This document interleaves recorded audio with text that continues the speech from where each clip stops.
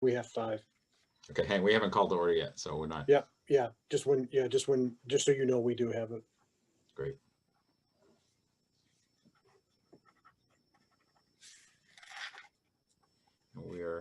Oh, I see Vanessa's actually here too. I don't know if Karen's coming. Let's hang just 1 minute, then we'll get going.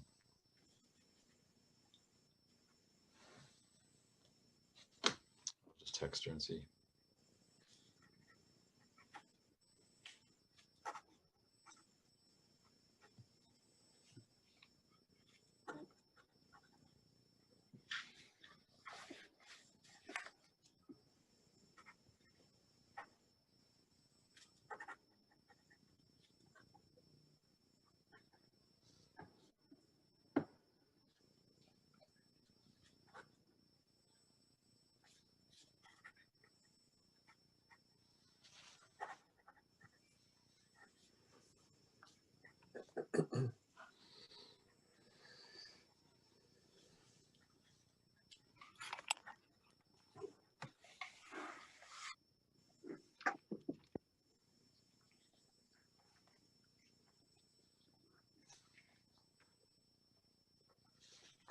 I haven't heard back, but we're at quorum, so we'll get started.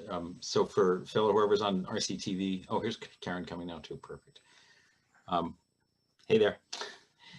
So for ICTV, I'll give you a 3, 2, 1, and we'll start. Oh, I got to check the date first. Okay, got it. Thanks. 3, 2, 1. Good evening, folks. I'd like to call the select board meeting for Wednesday, December 9th to order. Ed, would you like to call FinCom? Yeah, I'd like to call the December 9th Finance Committee meeting to order. Great, thank you very much. Tonight on the agenda, this is the first of 2 nights of presentations from town departments for the fiscal 22 budget. And Bob, why don't I turn it over to you to take it from there? Okay, thanks, Mark. After a couple of short remarks, we'll hear from Amy Lannon and Andrew, perhaps, from the trustees on the public library's budget, Matt Cornelis, Administrative Services, Sharon Angstrom, Finance, and Jane Kinsella, and I see Chris Cole for Public Works, as well as the enterprise funds. And then the remainder of the town department heads will be present next Tuesday to continue. Just to make a quick opening remark, mostly for those at home. What you're going to see in the next 2 nights is what department heads would like. I've asked them to specifically unplug from reality and imagine what they might have if there were no constraints. As we know, there's constraints every year. COVID has made the uncertainty certainly higher. We're very appreciative that FinCom has been very supportive of both employees and the budget process. We got very clear guidance from FinCom this fall, and it took 3 financial forums. That was really very helpful, though. FinCom will see next week that I've followed your advice and increased the capital plan, for instance. The board and FinCom received copies of presentations, but you know, as is usually the case, the presentation is just a supporting document. You're going to hear from department heads who are living the reality every day. We're going to try not to dwell on COVID, but we're certainly going to have to mention COVID from time to time. In a perfect world, July 1st, COVID will be in the rearview mirror when these budgets take place. But of course, you know, we don't really know. For some assumptions, just so you're all aware, I've asked town departments to use steps plus 0.75% COLA for non-union employees. So, and to add a 14th step on the top of the pay matrix. So that means that every non-union employee would be 2.75%, assuming they pass a performance evaluation review next spring. That seems reasonable in terms of FinCom's 3.2% guidance. You know, it's not quite as high, but we do have other expenses. And then for non-unions, for unions, we're actually in the middle of collective bargaining. So I've asked that the assumptions in terms of numbers be a 0 COLA for every union and only steps.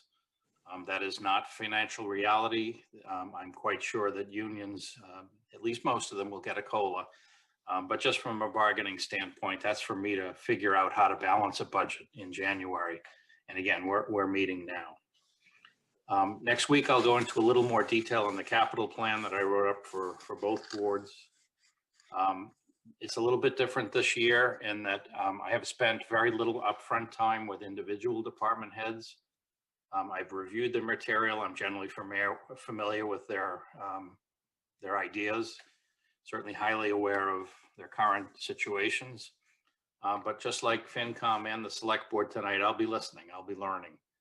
And then it's my job to try to balance a budget and get it off to FinCom by the first week of February or the second week of February.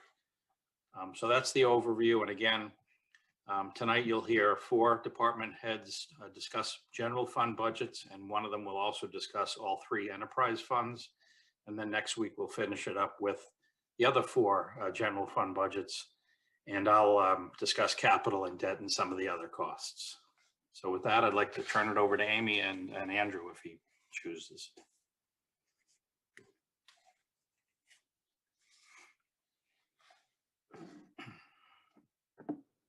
Can everyone see my screen?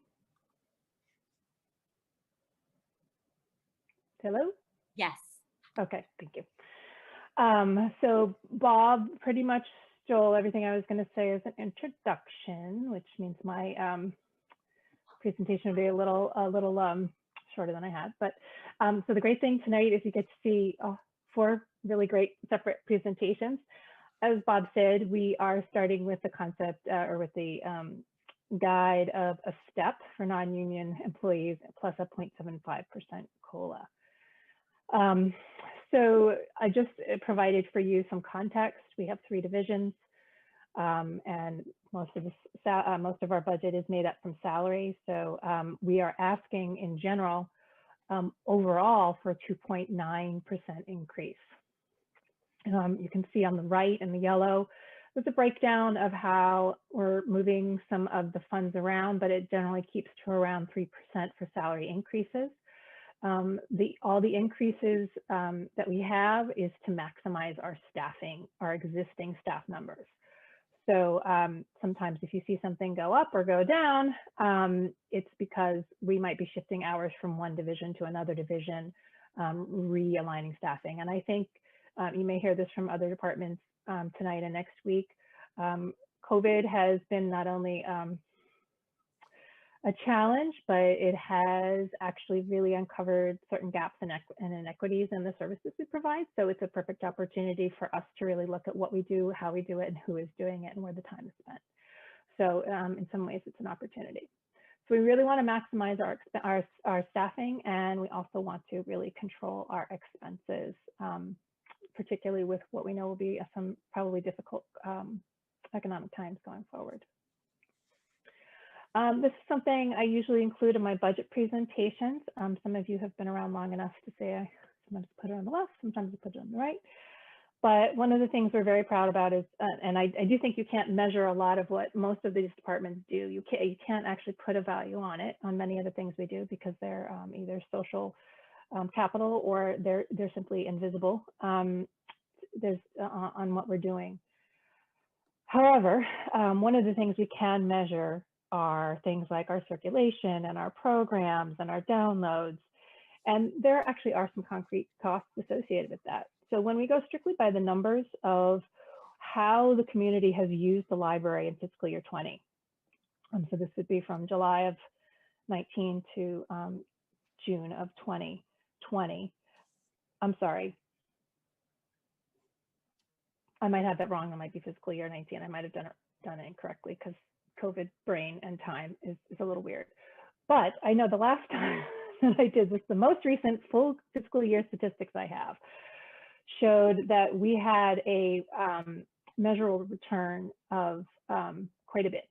So the town invested in our fiscal year 20 budget 1,761,475. And the actual physical value to that was $7.4 million. So it is a very concrete number. And I think you'll find that most of the departments, as well as the library, would also say that there's a tremendous amount of social capital that's not included on this. So it is a good investment. And I think it's always important to keep that in mind as we think about not as a, I don't say not as a tax, but as an investment in the community.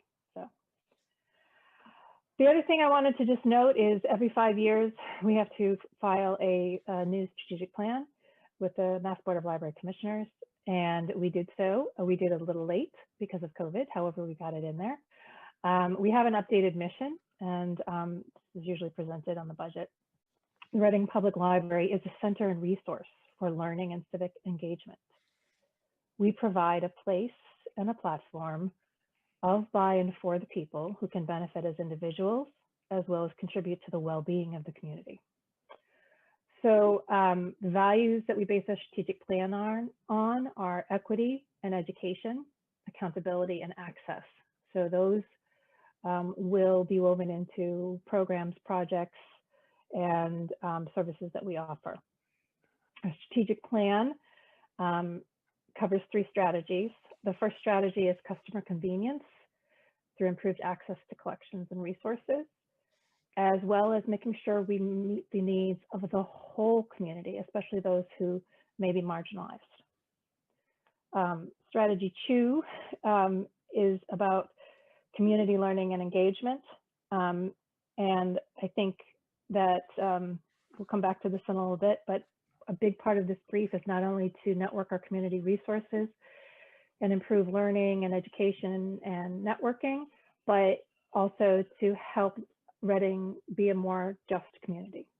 And the third strategy is to physically look at the space we occupy, and that's every space from sidewalk to sidewalk, from floor to ceiling to rooftop, and make sure that we're maximizing the library as a space in place, for the community. So that's something we'll be looking forward looking to do as we go forward. So with that second strategy in mind, and I know this has come up before, one of the things that is proposed is to add a position into the library, an equity and social justice director. Very much like our CASA, this would have a director, and that would be a salaried position. And this would be a separate division, just like our CASA is within the police department. So what I provided for you here was the FY21 budget, the FY22 budget, as I requested on the first page slide, and then the fiscal 22 plus the equity position, which obviously would change the percentage of increase. So back in 21, our goal was employee retention and succession planning. We actually reorganized the library, including adding a communications specialist, and started doing a lot more outreach to find those un- and underserved patrons. Next year, we are hoping to improve access, expand our out-of-the-box services, and work on our strategic plan, including, if we can, equity to expand community services and partnerships. One of the things I just wanted to point out, very similar to our CASA is not, and this position of equity would not be a department, a division that serves just the library. While our CASA, not our CASA, I'm sorry. I'm so sorry, it's the Reading Coalition. It does. The Reading Coalition works within the police department. This equity position would help us provide education and equity through accountability and access. And it is designed to serve elected officials on appointed boards, public safety, human services, the schools, town employees, residents, community groups, houses of faith, students, et cetera, et cetera. This is really about a participatory and engaged citizenry. So that's where that position goes, should it happen, and that would have to be approved at town meeting. Finally, the last thing I just wanted to leave you with was some more of the future thinking that we're talking about. Some of the things included in our strategic plan, those 3 areas again, are improved access, community learning, and space in place. There are certain things like library services app development, which would involve contracting out and doing bids and getting a special application developed for all of our third-party services. We're looking at secure after-hours pickup lockers. That's a larger investment. We're looking at digitization of our microfilm collection, which that's something we noticed with COVID. Microfilm, the Historic Advocate and the Chronicle, the library is one of the only places that has that, and it's only available in microfilm right now. There are digitization companies that do it. It is a larger capital investment. We would have to plan and financially plan for that. But people cannot access that microfilm right now. That collection is locked, it's closed. We're unable to be able to offer that to the public. So it's just something that really made us stop and think, oh, geez, if we digitize this, you can access it from home. So like I said, COVID offers us some challenges, but also some opportunities. The other big thing that is on our goals as library space in place is really looking to the outside of our building, whether it's the rooftop patio or the external property, like I said, sidewalk to sidewalk, and how can we turn that into a sustainable outdoor green and learning space? So number one, that really supports the green initiatives that are going on throughout the town. However, I think we all know now that education doesn't happen just from a book, it happens through experience, it happens through interactions. And there are sensory gardens, learning gardens, victory gardens that could be supporting the food pantry.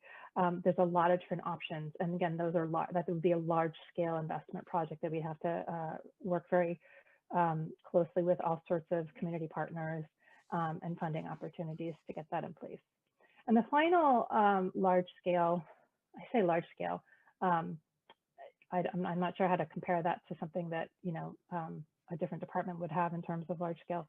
But the last project that we would really like to look into right now in our strategic plan, it's only listed as investigate the feasibility. It's not really a commitment. But we've talked with Chief Burns and a lot about incident command and emergency response and what are the town's needs. The library is a very good building to be able to serve as a command center in certain situations. Right now, there is definitely another option for command center. The one drawback with the library is we have no generator. Should a generator be able to be procured and installed and working, the library could be used in the event of a power outage, in the event that the police department was not available as a command center. The community rooms and the conference room kind of just segment off, so that's very nice. It also can be used as a backup heating and cooling center should again there be power outages, and I know we've had that in the recent years. The Pleasant Street Center was used, but again the library is a new space. It has capacity. It has a lot of amenities that are updated. So we want to make sure we're maximizing the library as an asset to the community. So the budget overall is 2.9%, 6.7% if we add the equity position. And that about sums it up. That's sort of the conceptual overlook of what we're hoping to do in fiscal year 22. Thanks, Amy. Select board members, any questions, comments? Karen? Nope. Oh, sorry. Amy, I had a couple of questions, if you could. First of all, thank you. Great. As it relates to moving more to electronic collection from traditional, I just have to imagine that with COVID that accelerated a bit. But what are the kind of the plans going forward is question one. Question two is, assuming that the census shows that we have a larger community, which I think it probably will, have you already incorporated the increase in budget that's required for, I'm going to call it books, materials? Thank you. Right. Materials. Yep. Those are great questions. Yeah, Bob and I joke, is it a book tax? I call it not a book tax, but it's an investment. It's like your mandatory retirement. You have to reinvest it into the community. So yes, the state does require that we apportion a certain amount of our monies to our assets. We'll call them assets, shall we? So whether they be physical or digital assets. Number one, it's a great question. The first threshold you meet is 25,000. You have to get all the way to 50 before that number changes. Okay. So we're good for a while. That's great. And actually, I don't know if anyone had this question, but the way the materials budget is configured, it can accommodate the addition of the equity position. It would drop from 13.9% to 13.2%. Our threshold is 13%. In general, the libraries, the trustees have requested that we stay above the minimum requirement just in case there's any problem, that we have some wiggle room. However, with the understanding that 6.7% is a really big ask to ask for salary increases or overall increase, we wanted to be very mindful of the increase in our expenses. And we feel that the adding of something like an equity position isn't necessarily adding to the content brief. You know, we don't need to add, if we were adding a children's librarian, maybe we would be expanding children's librarian services and digital collections.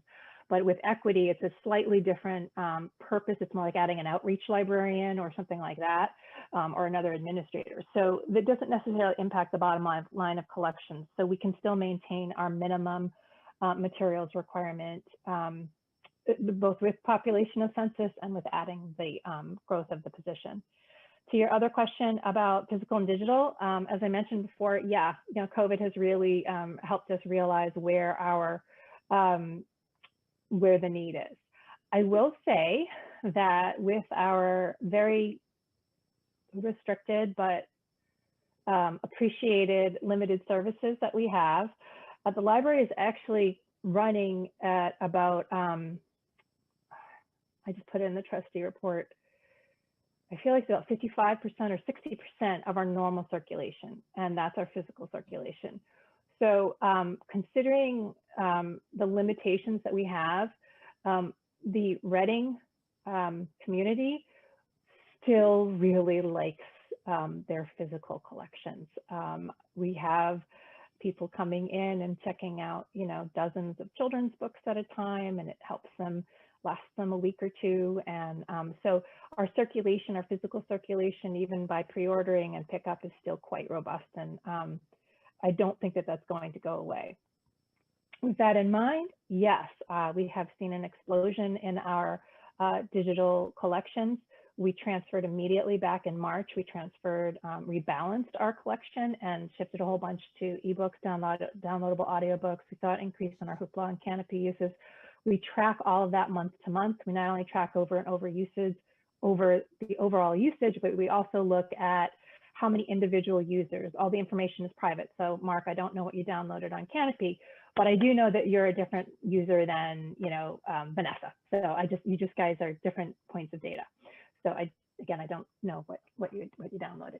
So that information we track. So yes, even now we're still seeing increases on the number of different users that are punching into our systems or digital services, but we're also seeing an increase on, you know, how much people are using as individual users. We will continue that trend. We were already on that trend because over the last 2 years, we have seen a significant drop in our DVD and music, audio music checkouts. And, you know, probably not for this audience. There may be other people who are real numbers geeks, and there's, you know, all sorts of data and statistics and differentials and medians and things that we could throw at you. If you're really interested, I can talk to anybody offline about that. But we do know that some of our physical collections are dropping, but that's where the streaming is coming in. Quick follow-up, do we have any devices that we're able to loan to people? Yep. For ebooks and things? Yes. So actually, it's a really great question. Thank you very much. I'll give you your tip later. Next week, we'll be offering a limited number of Chromebooks. And soon after that, we're actually also going to be having hotspots. One of the things we uncovered during our strategic planning process is that there is a segment in Reading that of people who do not have the equipment and who do not have the broadband access to handle even basic things like their schoolwork. Now, the schools are working with the students, but we also have people who homeschool. We have people who are older and not enrolled in schools, but have other needs.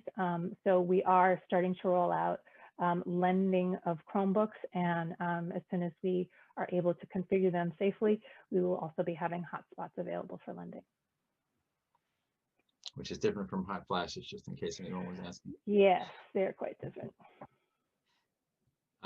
Questions from any members, FinCom members? Marianne? Thank you. I just have 2 questions, and this kind of builds on maybe what you were just talking about with searches. On slide 26, where you're listing the value of the different Mm. services. And I see that database searches are the third most number of transactions. Mm. Can you just explain, are database searches even the searches of the NobleNet library for a book? No, a database search is something that we've paid content for. So that could be Mango, and it's a little misleading because they're actually broken out into two categories. You have services, which are just, how do I explain this? Is it like Something the like freeancestry.com and New York Times and that kind of stuff? Yes, New York Times would be a database. That's where you're going in, you run a search and you get content, or you browse and you click on an article. There are other services we have like Mango Languages and Learning Express, where you're actually going on and you're interacting, and you don't click to look for an article on how to learn Italian. You sit there for several hours and you learn Italian.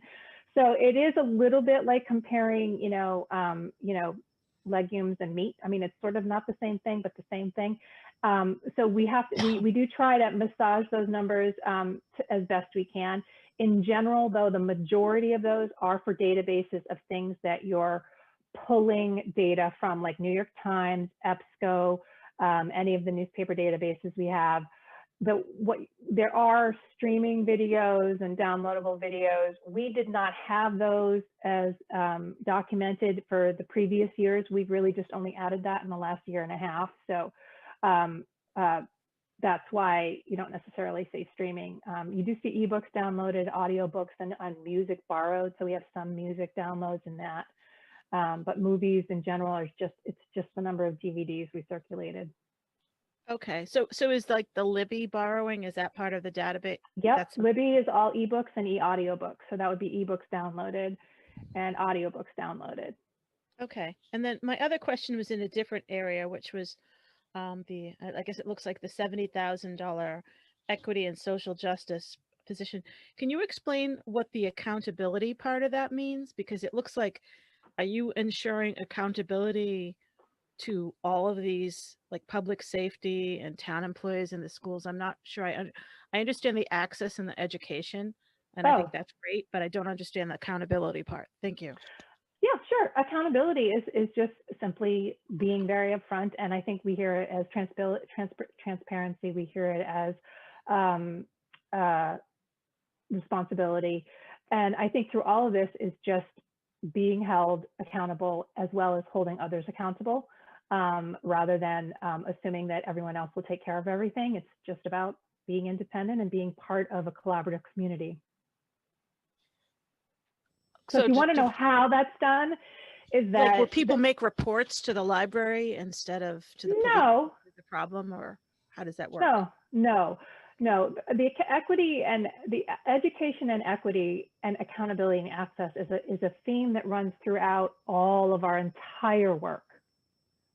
So whether it's early literacy, arts and education for older adults, dementia-friendly work, or collections, all of that has to do with being accountable to our taxpayers, accountable to ourselves, accountable to those who can't speak for themselves. It's all about access to those same people. Hopefully, okay. I thought it was like education agencies accountable for problems or something like that. Okay. No. It's just that's part of our commitment to being accountable. It helps all of us be accountable. It helps all of us be educated. It helps all of us consider equity and access in the work that we do every day. Okay, that's all. Thank you. Thanks, Maria. Any other questions? I'm scanning. I don't see anybody in participants. Okay, great. Thanks very much, Amy. Thank you, Amy. And Andrew. Thanks.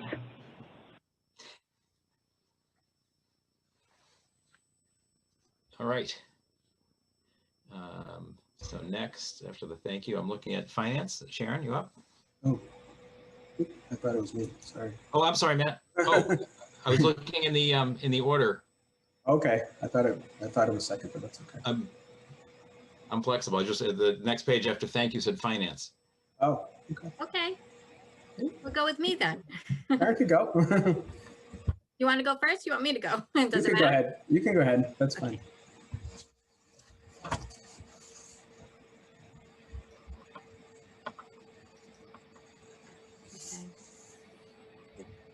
Okay. guys over here and I can't see my, start the presentation. Hold on a sec. There we go.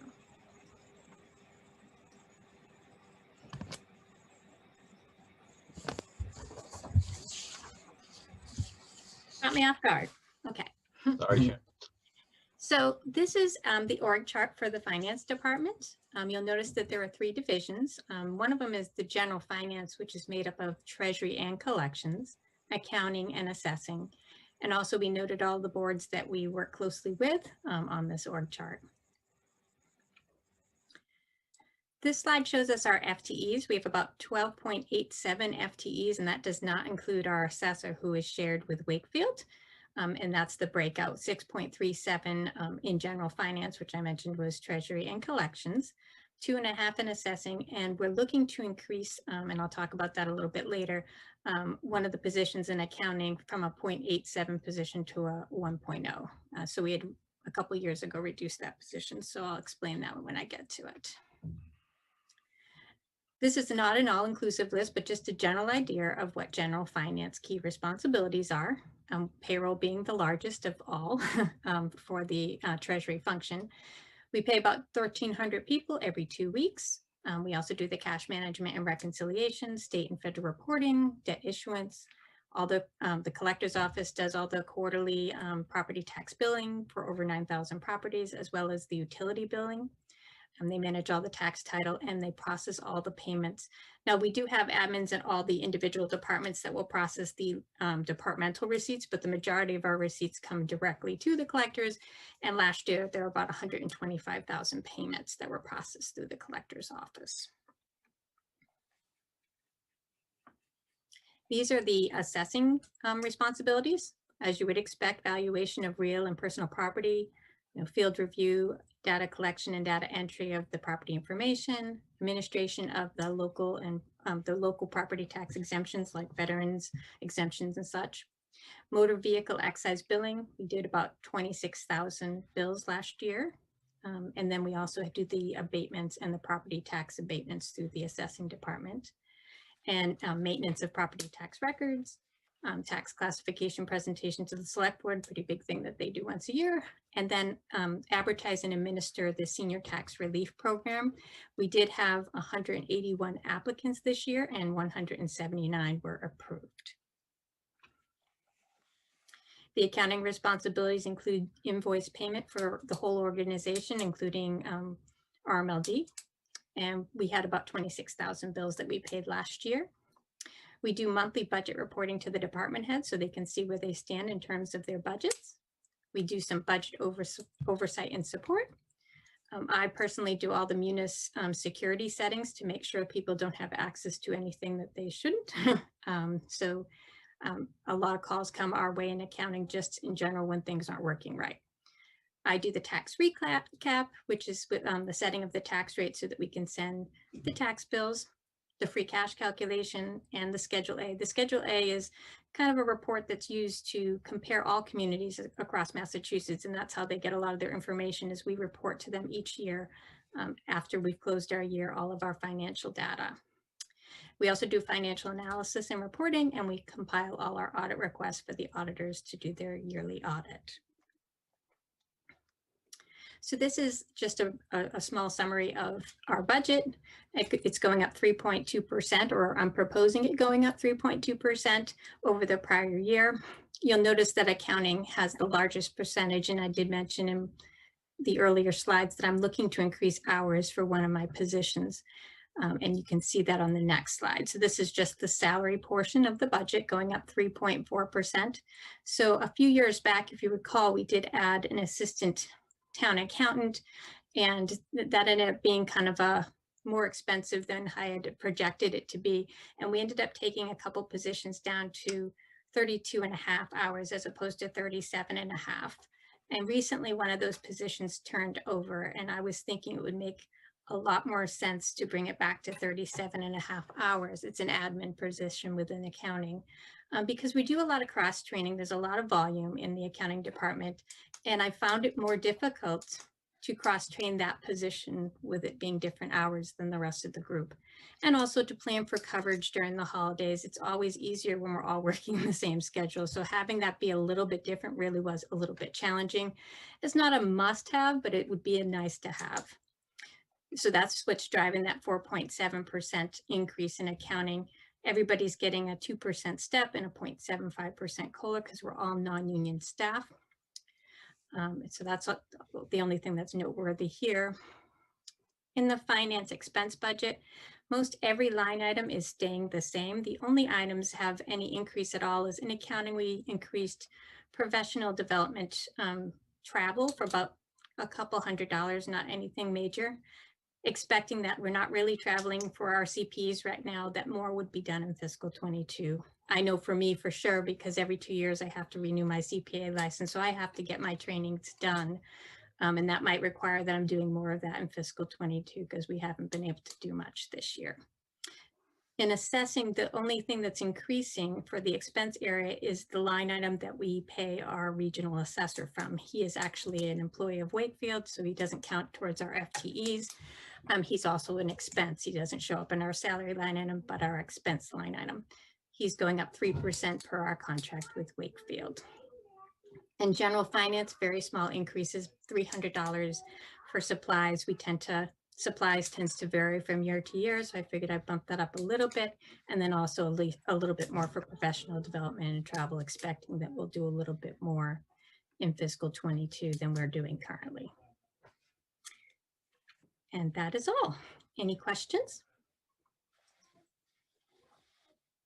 Any questions, folks? Select Board or FinCom? Carlo. Thanks.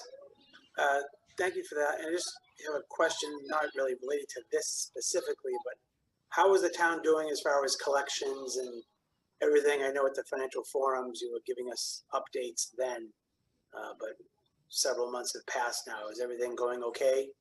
I am not seeing an issue. I mean, the biggest collection that we have is our property tax. And in most cases, even if somebody was behind on their mortgage, we are finding that the mortgage companies are paying us our property tax. So I feel like that's our biggest receipt that we get, and everything seems to be coming in at the normal pace.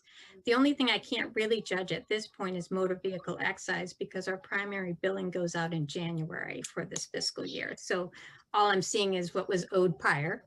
So the first commitment for the motor vehicle excise goes out in January. So that's the harder one for me to tell at this point, because we haven't done that large commitment.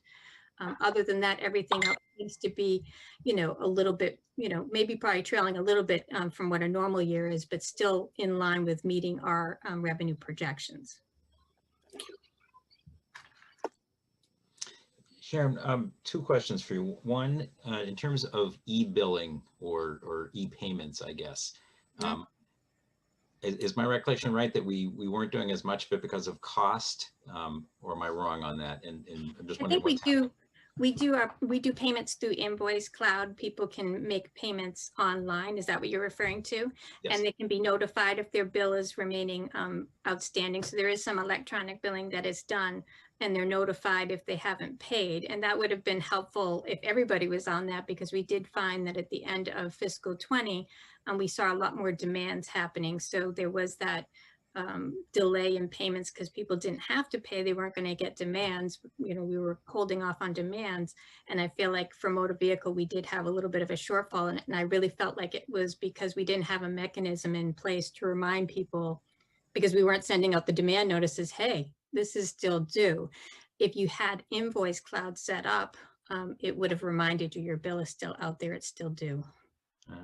Do we tell people that these services are available if they want to sign up? Yes, I mean, a lot of times it's ever since we've been doing it, it's been printed on the bills, and there's always handouts that they had when they first started doing it. And then I think in the beginning, when we first started doing it, things went out in the census data. So any kind of mailing that we had to try to notify people. But we do have a lot of people who don't have the technology to do that, or really just want to come in and pay their bills in person because they'd like to come and say hello. So we're having those people calling regularly because they want to be able to come in and talk to us. And right now we're still not, we're by appointment only. So You know, so you do know that you have a fair population of people who come into the building because they just want to communicate with us and have a pleasant interaction. So there are a lot of people that don't have that technology at their disposal. One other question on software. Do you have what you need in terms of latest versions and things of Munis and modules and anything related?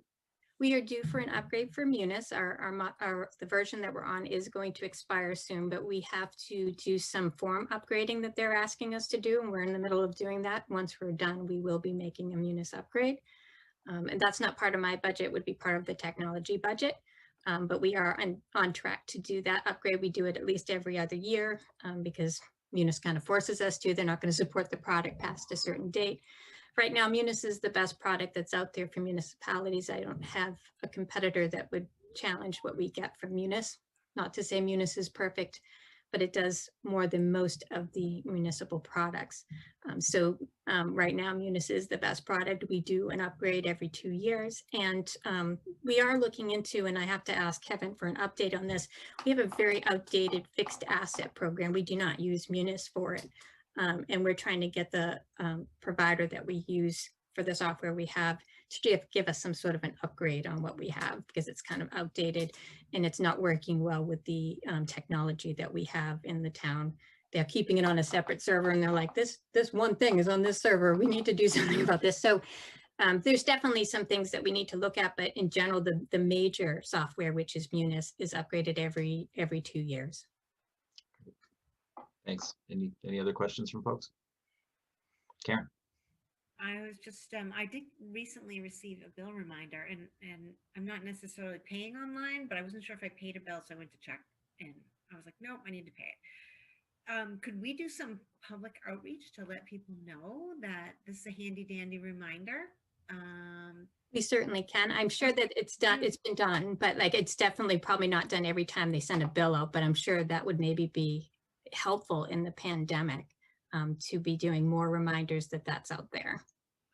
Yeah, I was thinking just maybe something on the town Facebook page, and I'll go and look at the website and see if it's easy to find. But it might be nice to publicize that now. People are at home, they have time to sign up for these things. They might not have had time before, and a reminder is super helpful. Okay, thank you. Great, thank you. Any other questions or comments for Sharon? Thank you, Sharon. Thank you. Matt, sorry for interrupting. That's okay. I'm here, and that's certainly something we could publicize. We're always looking for more things to put on the Facebook page and on the website. So I just made a note of it now. So that'll be on our list for sure. And so I'm going to attempt to share my screen. Hopefully that works. Okay, could everybody see that?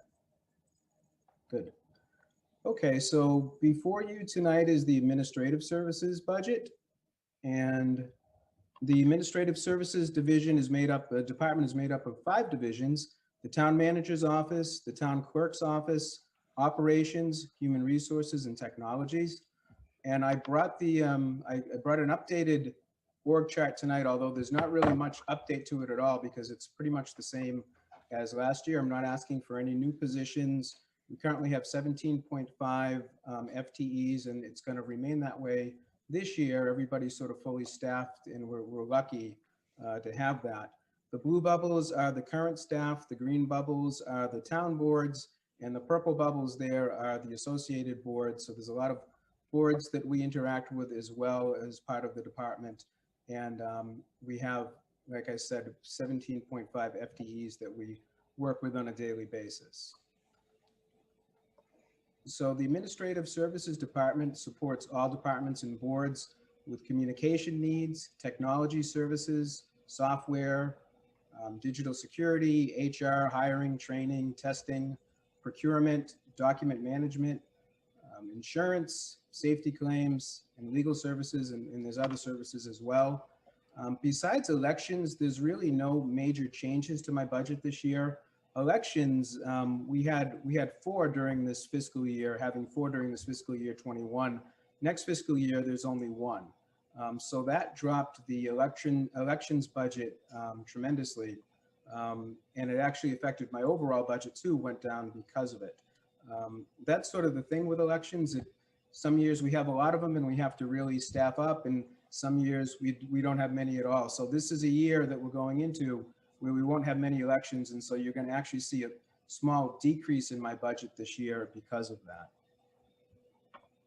I thought I'd walk through each division and just talk a little bit about the division. And I am going to focus a little on the COVID impacts because there's not a lot of straight budget information to talk about. COVID is something we've been dealing with in all of my divisions, and I feel I should touch on it for everybody. So Town Manager's Office, that division includes the Select Board, Finance Committee, Legal Services, and the Town Manager, obviously. That's a level services budget. We're not asking for any major increases in that budget. And the COVID impact has been staggered staff, more time spent on emergency management efforts like command meetings and dealing with COVID efforts. And I'd have to say that all departments have had increased work hours because of COVID, all of my departments. Even when we have people staggered or working at home, they're constantly joining Zoom meetings and emailing, and I notice even on nights and weekends just to get the job done there. So I really do appreciate that. Everybody in my department's really stepped up to the plate to help out.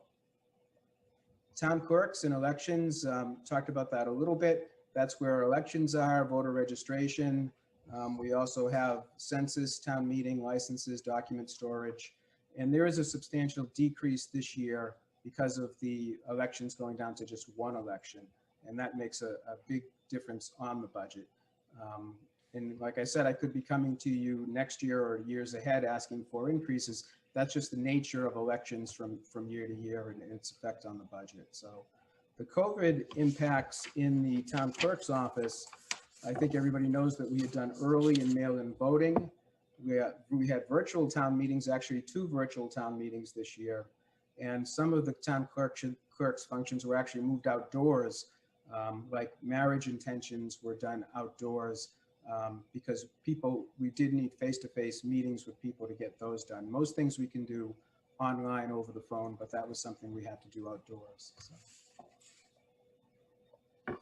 Operations, that's where you'll find procurement, communications, risk management, constituent services, shared staff is in those line items, postage is in that line item, and equipment maintenance. Again, level services here, very slight increases, nothing really to talk about. COVID impact, we've had staggered staff. We've also had to do more mailings. I noticed we even did the town meeting warrant was mailed out this year, which was a first for us, so that's increased. Increased electronic communications, and we did a lot of coordinated public information campaigns. Safe voting was one, and currently we have a mask up campaign. And you'll see signs around town hall and the library asking people to mask up. We've also put that all over our social media during COVID, obviously, to have people mask up and be safe. My next slide, I bring this slide every year, and it's sort of the 360 view of municipal communications. It's all the ways that we communicate with the public, and not just in my department, but as a town. And we have a lot of interesting ways, and I wanted to highlight that so people at home could see too. We have Code Red, which a lot of people refer to as our reverse 911 system. We're approaching 20,000 contacts for Reading and Code Red. So that's a very good saturation there. We also want to get more people to sign up, and there's a way to do that. We can tell you how to do that, but and we try to use it almost strictly for emergencies. So if you get an emergency road closing, you'll get a call, you'll get a text, you can get an email, you can get whatever means you want. So that's a big way to communicate. See Click Fix. We're approaching 800 users. We'd like to get users up on See Click Fix. And for those of you that don't know what it is, it's essentially an app that's on your phone. You can have it on your smartphone. And if you see a pothole, an issue with a road, sort of anything out there, you can snap a picture of it and send it right to your phone, and it goes right to town staff. And we deal with those on a daily basis. So it's a really good reporting system we have. And there's all sorts of other features. You can access it on your computer as well. But it's something I recommend everybody using. Social media, especially during COVID, may be the biggest way we communicate with the public these days. Our Facebook page is approaching 4,000 followers. Our top post this year in terms of views was, we had a 10,000 views on it. So people are looking, and I think that had to do with the water issues we had. So social media, we have the Facebook page. Everybody's encouraged to go on and like it. We put information on that page almost on a daily basis. We also have a Twitter feed, and people follow our Twitter as well. And that's also pretty robust. The Reading website is something that's crucially important during COVID times. We put COVID information there, certainly on a weekly basis, sometimes on a daily basis as things change. So that's something that we encourage people to check out. It's right on the front page of our website. And I know we're due for a refresh, and I remember talking to the board last year about that being a priority for this year. We haven't got to it yet mostly because of COVID, but I know that it hasn't been really refreshed for about 5 years. I think I did the last refresh when I started here a little over 5 years ago. So that's something we hear and we're going to get to. It's still a lot of great information on the website. It's just maybe the infrastructure could be changed a little, so the more important information shows up first. Briefly, face-to-face, obviously that's gone down quite a bit during COVID. We try not to do face-to-face meetings. Telephone, good old-fashioned telephone calls, they've gone up. Mailing has gone up. We also use RCTV, surveys. Credit card payments is something that we were talking about with Sharon during her budget. Online payments is something that we encourage.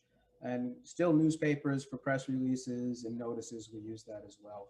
And also online permitting, I'll talk a little bit about that when I get to the technology budget. The next department is human resources. There we have hiring, training, testing, and it's important to note that we serve all of our town departments, plus the school department, the light department, and retirees when it comes to benefits. So there's a lot of responsibility within our HR department and town hall.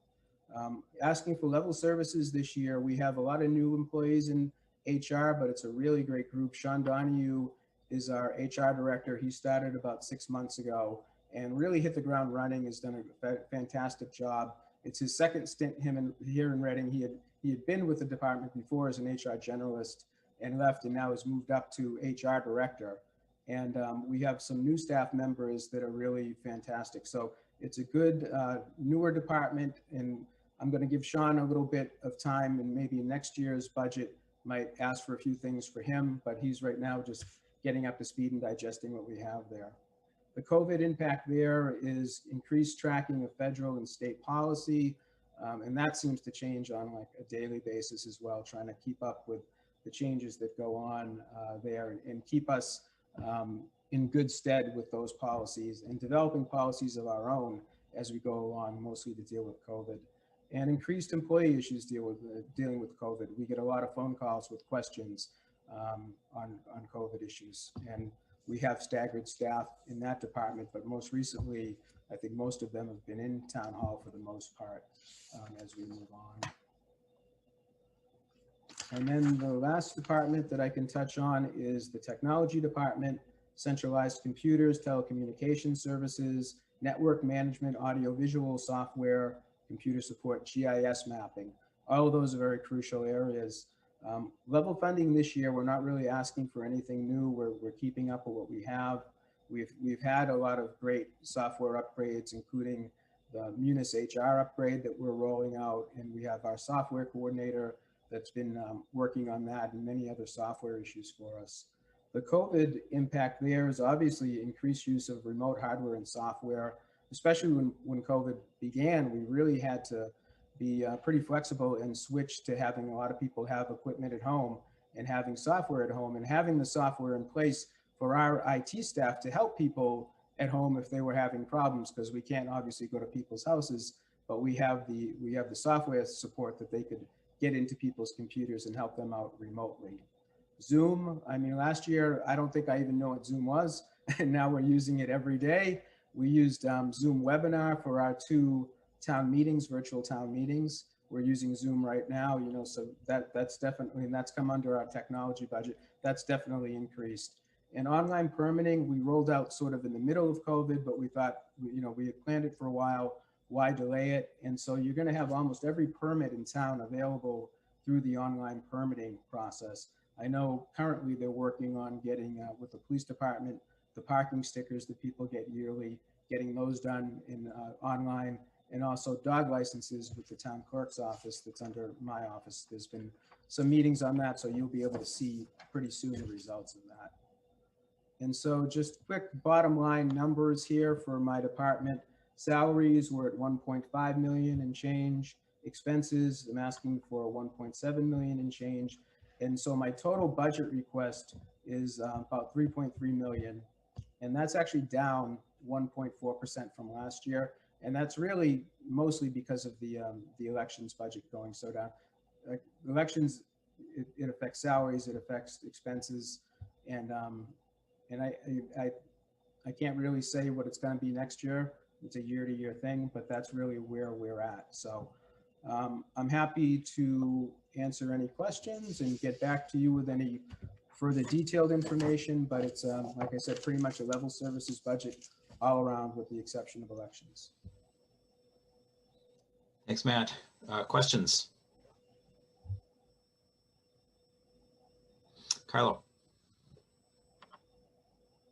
Oh, you're muted still. Thanks, Matt.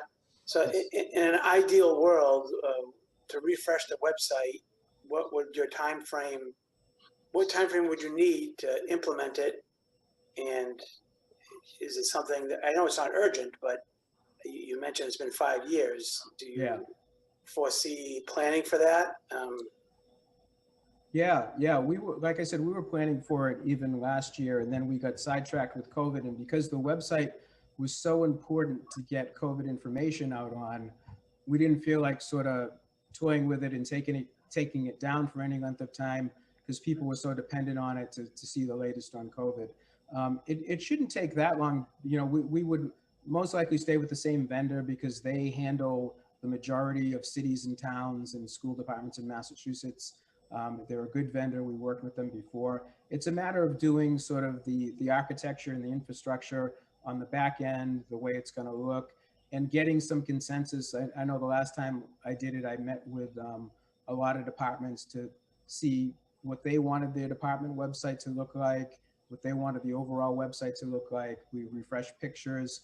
So it takes some effort, but I'm going to make it a priority for this fiscal year. And I do get, and I'm sure the select board does get calls from time to time saying, well, this shouldn't, it's stale news. It shouldn't be at the top of the website. And that's just the way the website's structured. Until you put a new story, the same story stays up. But that's something that we could work with and change and make it look a little more refreshed and refined. So I don't think it'll take long, but like I said, I'll make it a priority for this year.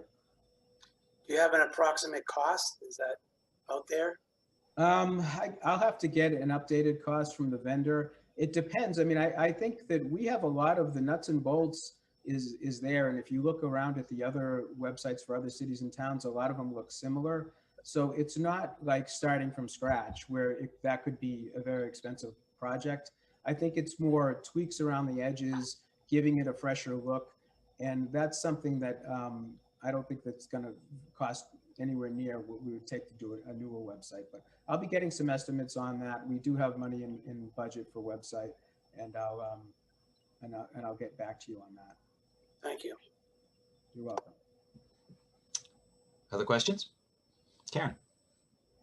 Thanks, Mark. More of just a comment. I'm really excited to hear about the online permitting, and I think that's another area that I think a lot of residents are going to be excited to hear about, and that you could do a lot of publicity around. And I would just like to say, so I do look at a lot of towns' websites, and I use the same vendor. I noticed that recently, and I want to say that in looking at other towns' websites, it is things that we seem to do really well. Our GIS is superb. It is set up very, very well. You can get all of the data out of it. Sometimes you go to other towns and it's there, but it's very limited. So, kudos on that. The fact that our bylaws are easily accessible and searchable, I recently discovered that is not the case across the board, so I appreciate that. There's one comment I was going to make.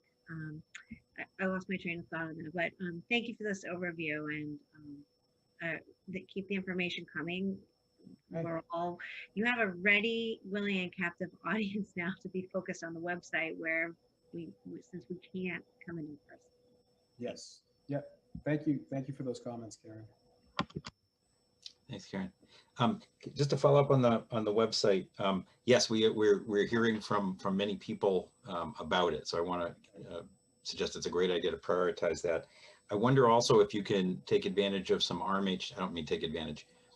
Utilize some RMHS students in terms of refreshing. So that part of it, but also even I know that the maintaining the news feed and things like that. That may be a really interesting project or activity that some students could manage, send it over to you for approval, and then get it going, so that you don't have the burden of kind of keeping it as fresh all the time. So that might be a way to kind of help that. But that is a main communications channel, and I agree with the other members who've already said it. I think that's a really important thing for us to focus on going forward. Is RCTV their budget inside of yours? No, it's separate. Thanks, Bob. No, Okay. I can see the heads. Okay. Okay. Yeah, they have a separate budget. Yeah. So, Okay, great. that'll be different. And then let's see, one other question. Oh, on the elections, I'm sure, and I know Sharon's on too, that we've requested any federal, state, or other reimbursement possible, right? We look for every Yes, every yeah, nickel. and I haven't heard exactly back unless Sharon knows. We do get in every election we do get money back, reimbursement. I don't know the exact number for this year or going forward for FY22 yet, but yeah, and Laura is great on that as well, Laura and Sharon. That would be awesome. And then if you could also share with the board, and also I'm sure with FinCom also, but the detailed kind of department breakdowns inside of the budget, I would appreciate that as well. And just to be able to do comparisons versus previous years also helpful. Yeah, we have the information, so I'll do that through Bob. Great. Okay. Thank you. Thank you. Any other questions? Great. Thanks, Matt. Okay. Thank you. Appreciate it. Thank you, Matt. DPW next on the agenda. Jane, Chris. Okay.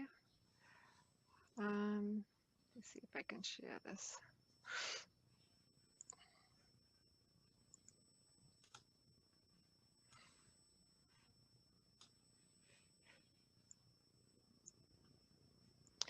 Okay. The DPW has 8 divisions. They consist of 60 people, 4 seasonals. And I don't know if that fits in everybody's view, but I hope it's not too big. It's engineering, water, sewer, highway and equipment maintenance, stormwater, parks and forestry, cemetery, and business services or administration.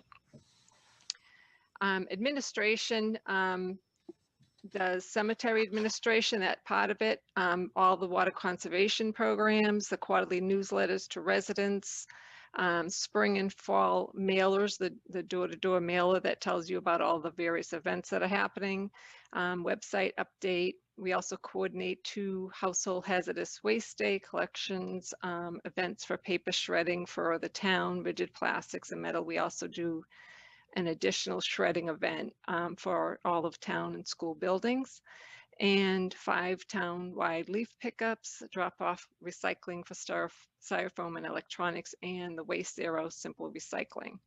And pretty much none of that has changed through COVID. There were some things that we had to do differently, and we had to hit a few different vendors because some of our regular ones were not providing that service, but all of the services in some form or another continued. Engineering consists of 4 engineers and the town engineer, and they do the whole oversight of all design, bidding, construction of all the projects. They're responsible for the NIPD's MS4 permit for stormwater. They do all the line painting throughout town. They oversee that, all the traffic signals. They review plans for CPDC, ZBA, conservation. They do all of our Chapter 90 pavement program. They're responsible for helping with all the capital improvement plans for water source, stormwater, and there's one town surveyor who does about 200 dig safes a year. And these are some of the projects that were completed this past year. The Main and Mill Street water main cleaning project, Grove Street project was completed. Phase 11 sewer I&I inflow and infiltration project. Our annual road paving. We had two pedestrian flashes put in on Lowell Street. Mosquito control ditch cleaning projects were done, and our annual permitting for the NIPDs. Currently, if you might want to go down a track road, it's pretty interesting. The bridge replacement is going on. There's some neat pictures that came out this today. We are doing a pavement management study to try to update all of the streets, private, public, to see, if we can get some more Chapter 90 money. We are in the middle of replacing Emerald Street booster station, which will eventually eliminate the second Lothrop booster station. And we have a lead service audit that we're just finishing up and working with Weston and Sampson with. And some of the projects that are in the planning process is Gazebo Circle Water Booster Station, our annual road paving, phase 12 of the sewer I&I, the Sturgis Park sewer pump station replacement, the water tank replacement, and phase 1 of the water main improvement downtown. Highway equipment maintenance does the street sweeping, catch basin cleaning, roadside cutting, sidewalk curbing, tree lawn, street signage, and potholes. That did not change at all this year either.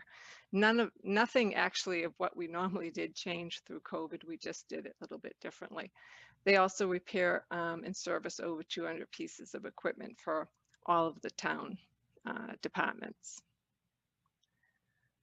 Parks and Forestry planted 129 trees this year. They also took care of the compost center. They do the holiday lighting, as always. And they also maintain all of the parks, basketball courts, tot lots, skating rinks, tennis courts.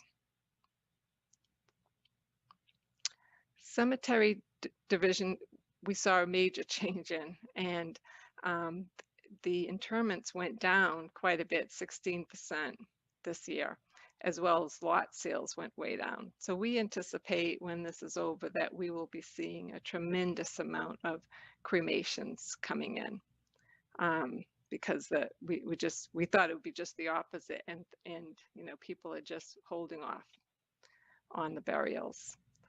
The crews maintain 51 acres over the 4 cemeteries. There's a lot of record keeping, of course, and right now to date, there's been 15,605 burials. And the crew, both parks, forestry, cemetery, all the crews help out with Memorial Day preparations, but cemetery is primarily responsible.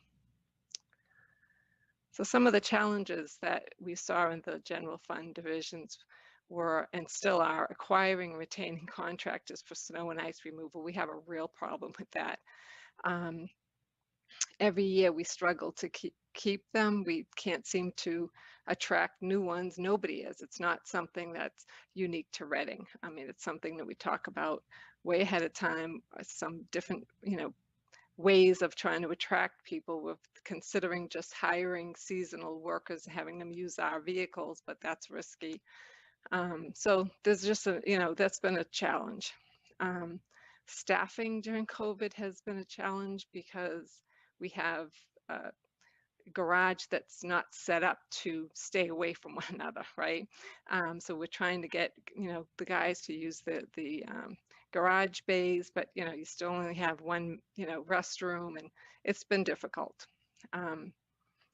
The DPW garage space in itself, even outside of COVID, it has a problem with vehicle storage, a lack of it. We need another bay for to be able to work on all the vehicles that we now are responsible for. The area for training and meeting room, the facilities did that over a couple of years ago. They did a great job.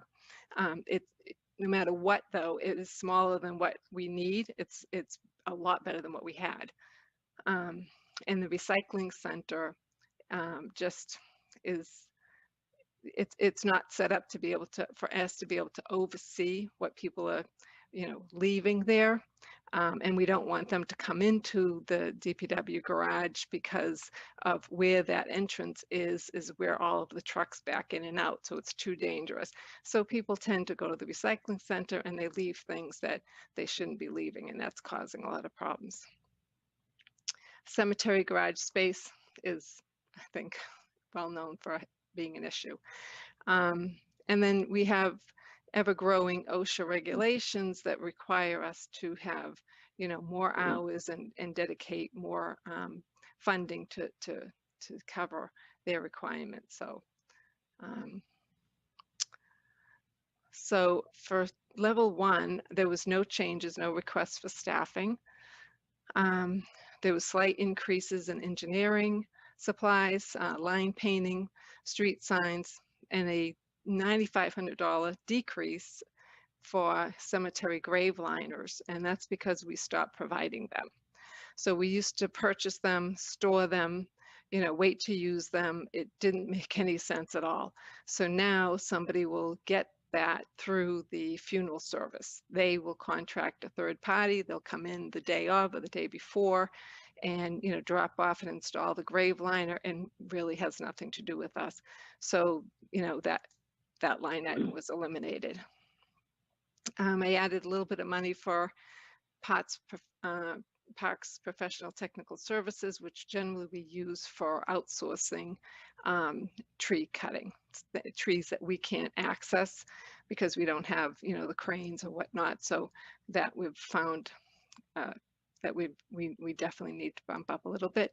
And then park shade trees is bumped up. So that's a quick look at what that was about.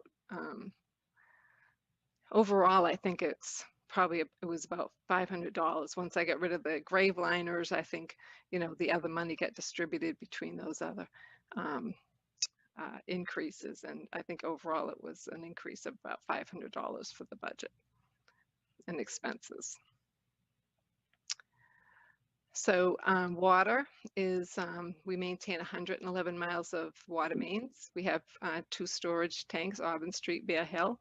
Currently 2 booster stations, soon to be 1. Over 7,700 water connections, 70 municipal water connections, and 248 commercial. We do testing for lead and copper in our schools. We work with facilities. They've been great. And that program was developed by our safety and quality coordinator with the facilities department, Joe and Kevin, and it's been recognized by Mass DEP as one of the best in the state. Our water conservation program to date has given residents over 600,000 rebates. Sort of a snapshot there is where that different rebates went to between the rain sensors and rain barrels and washers and whatnot. The biggest change in water is the residential usage went way up this year with people home. So there was an 18.8% increase over last year for the daily per person usage. It's still below the state suggested limit of 24%, but it went up quite a bit. That's sort of a snapshot. We actually had a year prior, the FY16 year, where it actually went up higher, but last year, this current year was quite high. And then you can kind of see, here that the yellow is the residential, the commercial, and you can see that, people moved out of the businesses, moved out of the government end of it. So the water went way down there, and you can see the green residential where it went way up. Though that's just during like COVID time to date.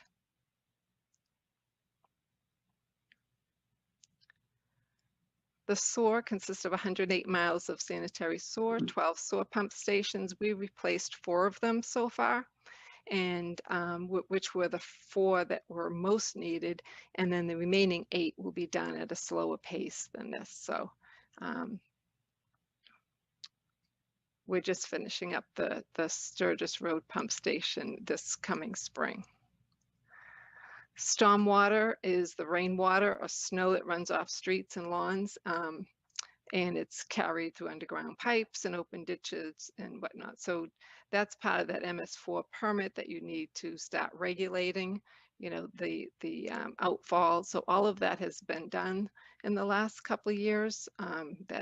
In 2017, the EPA revised that MS4 permit, and so to date, the town has sampled and inspected all of the town-owned outfalls. And one of the major projects we did was the installation of a BMP at Joshua Eaton, one of our highway, who now just recently, actually starting Monday, will be the new highway supervisor, Jeff Cummings. He oversaw that project, so that was pretty good project for the town to do. And we do an awful lot of outreach and education. So with and Alex Rosinski, who's one of our engineers, is working on a lot of the stormwater collaboratives with other cities and towns. Challenges are the same, really. It's been difficult to keep staffing safe, I would say. A lot of people have getting ill from or being exposed to people at home. It's not happening at work, but then they can't come to work, right?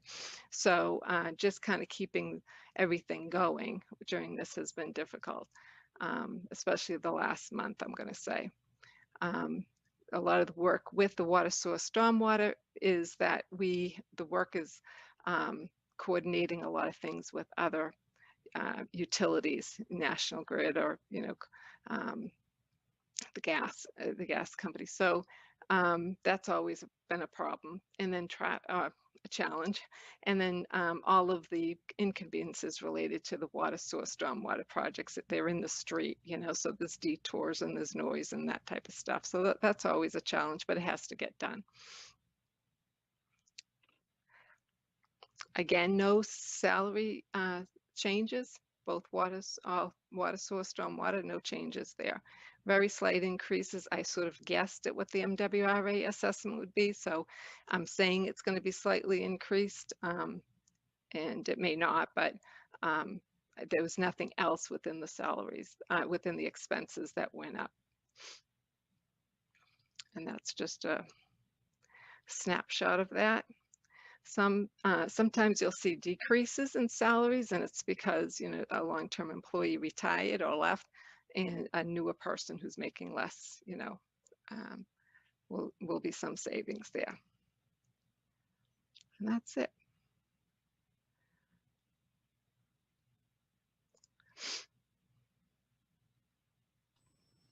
Any questions?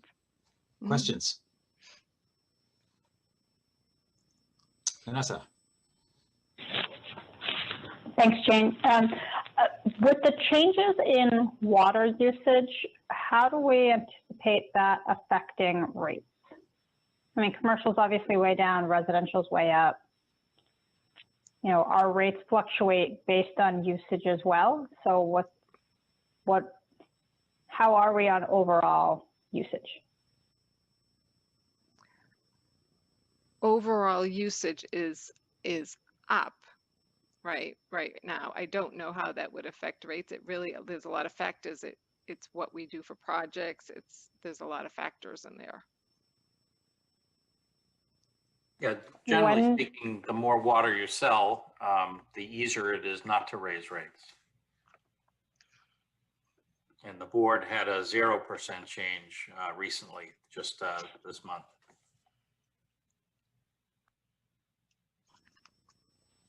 Thank you. Karen? to that question, Vanessa, it was going through my head, just to confirm that that is still the case, that even though we want to encourage conservation and smart usage of water, if we use more, it's not necessarily going to cost us more, which is just bizarre. So Jane, and looking at all of your exciting departments, you have a lot of equipment and a lot of people with areas that I wanted to ask if you're seeing areas maybe with colleagues in other towns where there are things coming down the pike where we can start doing more to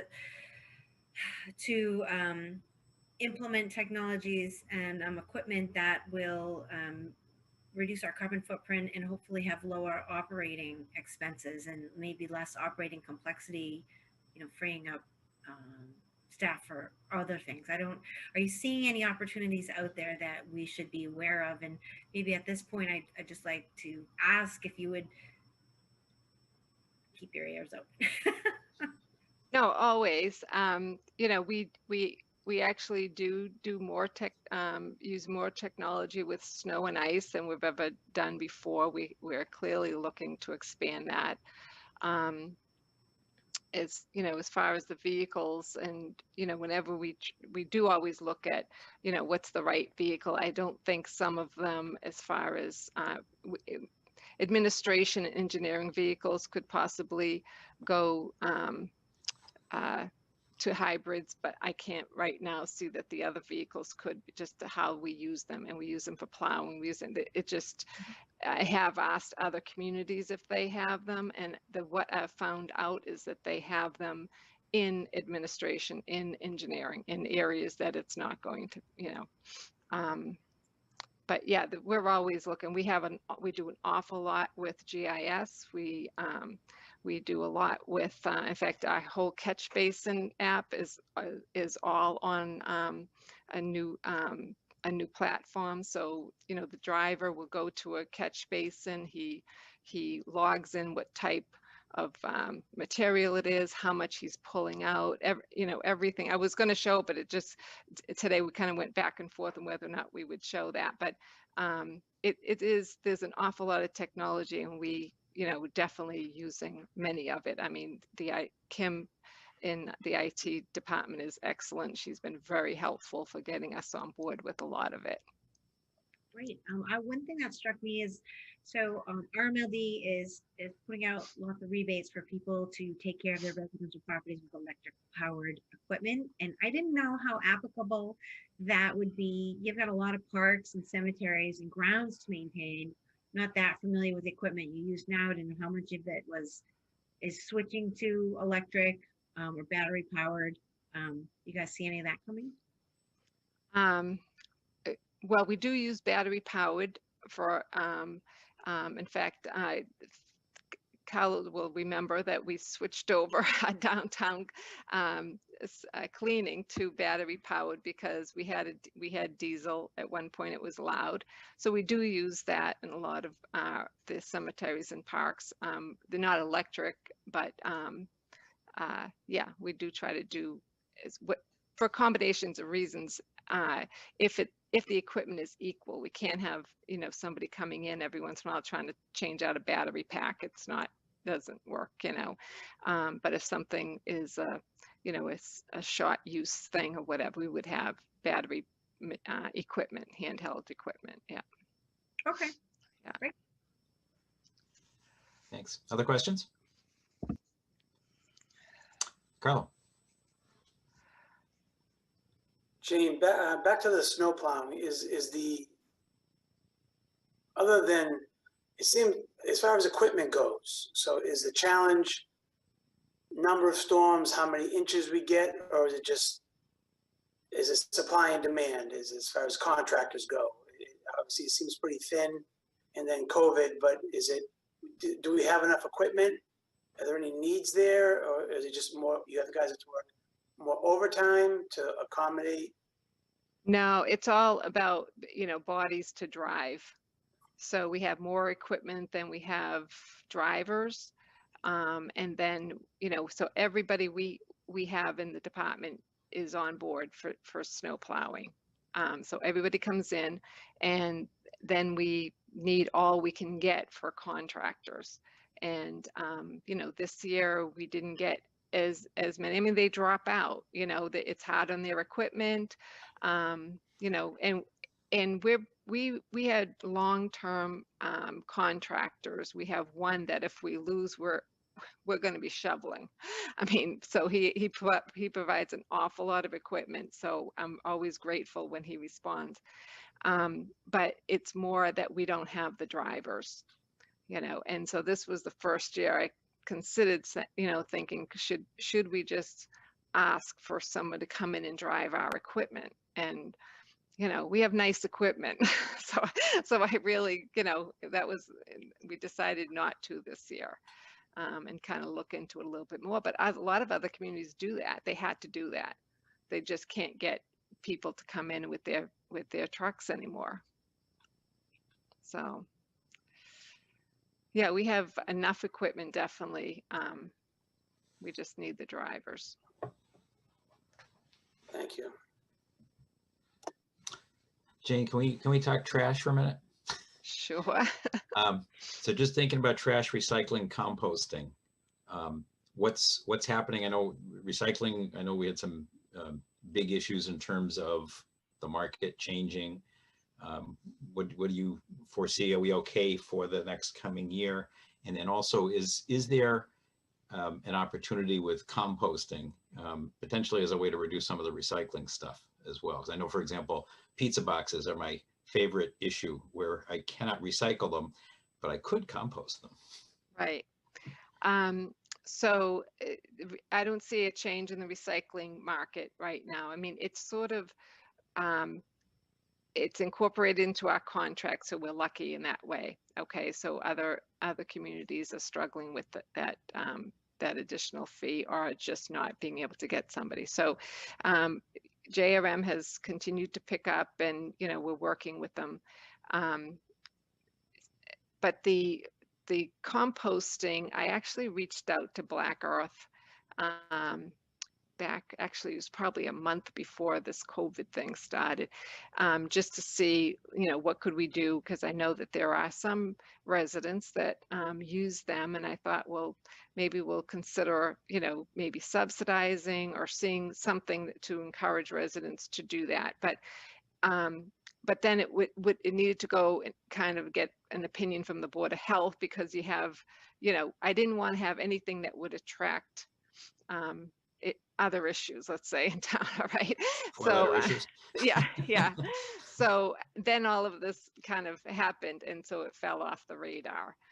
But definitely, you know, I do think there's an opportunity with composting, and since they're already in town, you know, maybe we'd do something like that. Yeah. Great. Thank you very much. Vanessa. Thanks, Mark, for bringing this up. The composting item is one I've brought up before, and I know that there's been sort of various reasons because of our existing contracts to pursue it. In the spirit of full disclosure, I am one of the composting customers in town. So I would like to see it pursued. I'm not sure exactly how our trash contracts are organized, if it's by weight or by bag or metric ton. So if there's a way, and I don't remember exactly when we're renewing those contracts, JRM, but I don't know how the rest of the board feels, but I would love to see this be explored a little bit further, if not for the next fiscal year. I mean, I definitely think from a sustainability perspective, it's where we should be looking. So thank you. Karen? Oops, I agree with both of you. Thank you for bringing that up.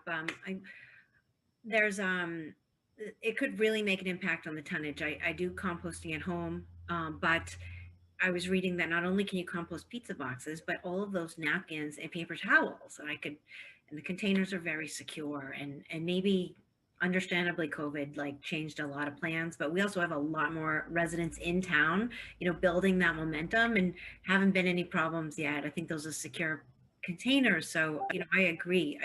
Can we take a look at this again and see?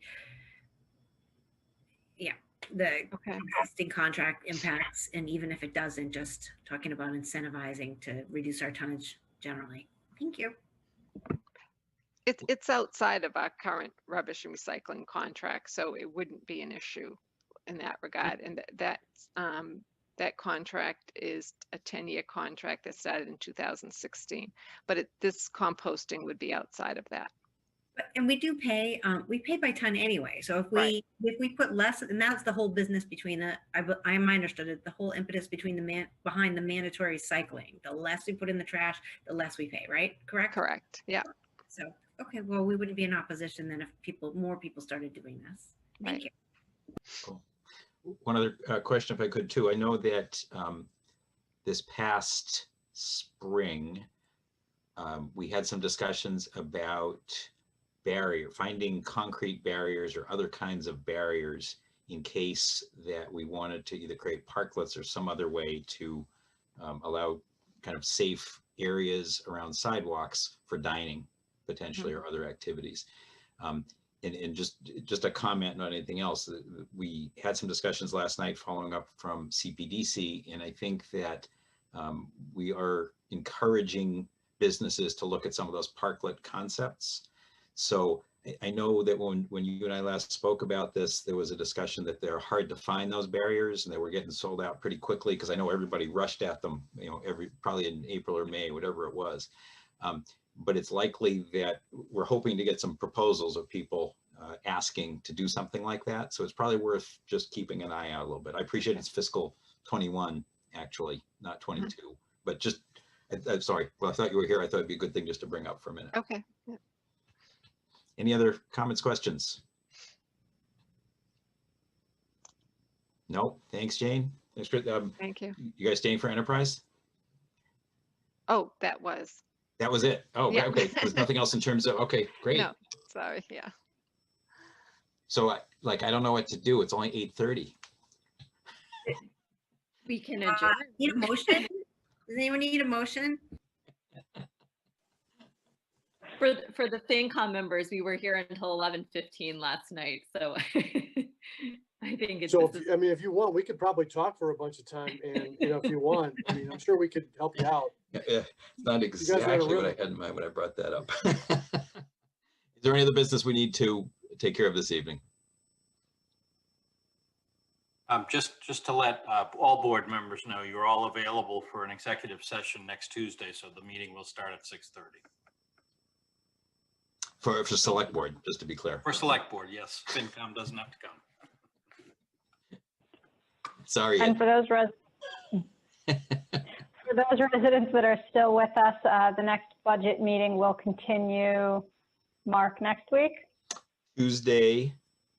So the budget meeting at, I think 7:15, is that what we were discussing? Probably right around 7:30, Mark, with a 7:30. couple of small items first. Okay. Ed, you want to adjourn FinCom and then we'll do the same? Yeah. Can I get a motion to adjourn? I move to adjourn. Thanks, Mary. A second. Second. Thanks, Eric. Marianne, Yep. Eric, Yes. Dan,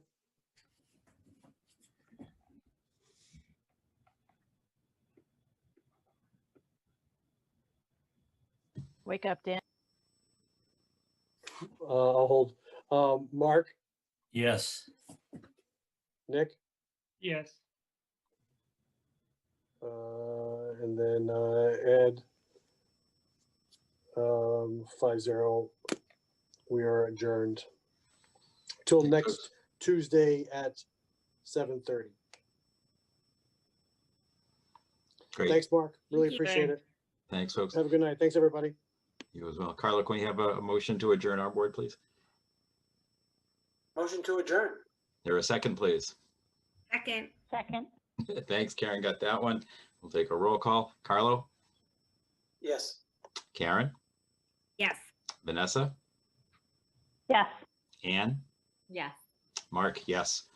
We are adjourned. Thank you all, folks. Thank you. Have a good evening.